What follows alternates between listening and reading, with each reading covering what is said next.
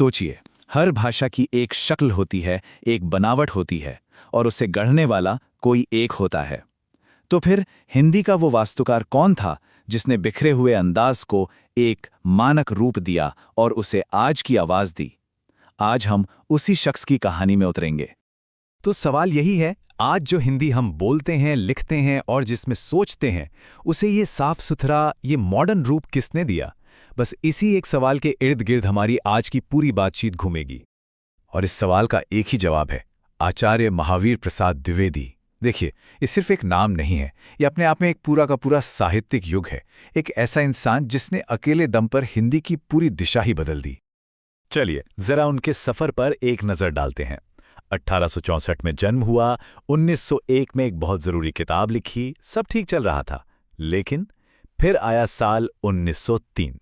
ये वो साल था, वो मोड़ था जिसने सिर्फ द्विवेदी जी की नहीं, बल्कि हिंदी साहित्य की कहानी हमेशा के लिए बदल दी। जरा सोचकर देखिए, रेलवे की एक पक्की सेटल्ड नौकरी और उसे छोड़कर साहित्य की दुनिया में आ जाना, जहां कुछ भी तय नहीं था। यही वो बड़ा फैसला था जो द्विवेदी जी ने लिया जब उन्होंने सरस्वती पत्रिका की जिम्मेदारी संभाली। ये सिर्फ नौकरी बदलना नहीं था, ये एक मिशन की शुरुआत थी। और बस यहीं से शुरू होता है हिंदी साहित्य का वो दौर जिसे हम सरस्वती युग या फिर ज्यादातर द्विवेदी युग के नाम से जानते हैं। ये सिर्फ एक मैगजीन नहीं थी, आप समझिए कि ये एक तरह की वर्कशॉप थी, एक लैब थी, जहां आज की मॉडर्न हिंदी को गढ़ा जा रहा था। पूरे 17 साल, 1903 से लेकर 1920 तक, ये बस एक गिनती नहीं है, ये वो लंबा अरसा है जिसमें द्विवेदी जी ने सरस्वती के जरिए हिंदी भाषा और उसके साहित्य का नक्शा ही बदल दिया। तो उन्होंने किया क्या? देखिए, उन्होंने भाषा की गलतियों को ठीक किया, ग्रामर को एक स्टैंडर्ड दिया। उस जमाने में जब ज्यादातर कविता ब्रज भाषा में होती थी, उन्होंने आम बोलचाल वाली खड़ी बोली को लिखने पढ़ने की मेन भाषा बनाया। और तो और नए नए लेखकों को तैयार किया। इतना ही नहीं, उन्होंने ही कामता प्रसाद गुरु को हिंदी ग्रामर पर वो किताब लिखने के लिए मनाया जो आज तक एक मिसाल मानी जाती है। लेकिन ऐसा नहीं है कि द्विवेदी जी सिर्फ एक एडिटर थे या भाषा को सुधार रहे थे। नहीं, वो खुद भी एक बहुत बड़े लेखक थे। तो चलिए अब जरा उनकी लिखी हुई कुछ किताबों पर भी बात करते हैं। उनका काम एक बहुत बड़ी लाइब्रेरी की तरह है।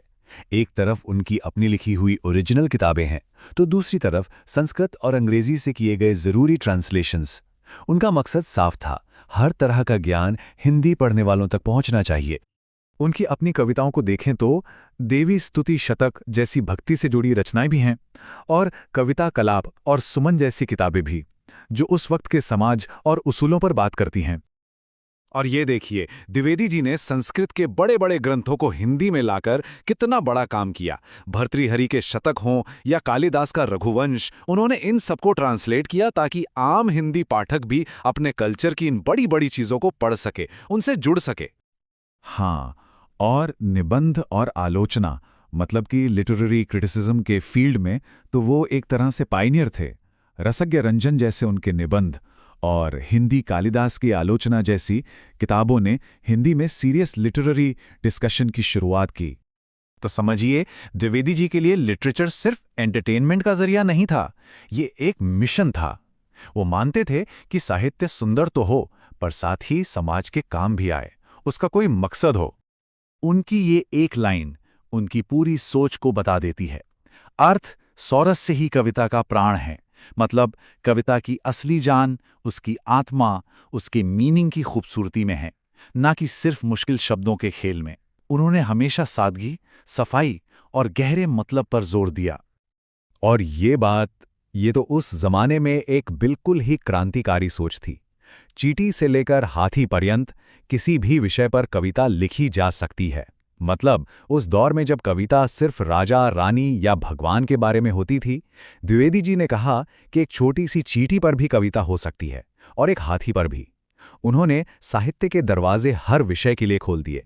तो सवाल उठता है कि द्विवेदी जी की विरासत क्या है, वो हमारे लिए क्या छोड़कर गए हैं?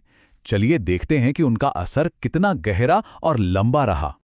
शायद उनकी सबसे बड़ी देन यही है, उन्होंने खड़ी बोली को, जो सिर्फ एक बोली थी, उसे वहां से उठाकर साहित्य, पढ़ाई लिखाई और काम काज की भाषा बनाया। आज हम जो स्टैंडर्ड हिंदी इस्तेमाल करते हैं ना, उसकी नींव द्विवेदी जी ने ही रखी थी। उनका असर इतना ज़बरदस्त था, इतना ज़्यादा था कि हिंदी लिटरेचर की हिस्ट्री में 1900 से 1920 के पूरे दौर को ही द्विवेदी युग कहा जाने लगा। ये वो दौर था जब भाषा सुधरी, लोगों में देश के लिए लिखने की भावना जागी और गद्य यानी प्रोज का विकास हुआ। और इसी दौर ने आगे चलकर छायावाद जैसे बड़े साहित्यिक आंदोलनों के लिए रास्ता बनाया। तो आखिर में बस ये एक सवाल, बस जरा सोच कर देखिए कि अगर महावीर प्रसाद द्विवेदी नहीं होते तो आज जो हिंदी हम सब बोल लिख रहे हैं वो कैसी होती। शायद इस सवाल का कोई पक्का जवाब ना होना ही उनकी सबसे बड़ी कामयाबी है, उनकी सबसे बड़ी विरासत है।